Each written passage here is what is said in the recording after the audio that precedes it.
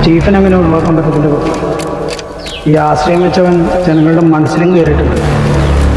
ചെറിയ ആതുരസേവയല്ല അത്, അനാഥരായവർക്കുള്ള ആശ്രയം, തന്തയില്ലാണ്ട് പിറന്ന പിള്ളേർക്കുള്ള ആശ്രയം, ഡോക്ടേഴ്സ്, നേഴ്സ്, ഏറെടുപ്പ്. ചെറിയ പുള്ളിയെല്ലാം പഠിച്ച കളഞ്ഞ ഈ രാഷ്ട്രീയക്കാരും നേതാവും തമ്മിലുള്ള വ്യത്യാസം അറിയാം. ഈ മസാലപ്പടങ്ങളിൽ നായകനെ അവതരിപ്പിക്കുന്നുണ്ട്. ഏതെങ്കിലും ഒരു ചെറിയതിനെ കൊണ്ടൊരു ഡയലോഗ് പറയും.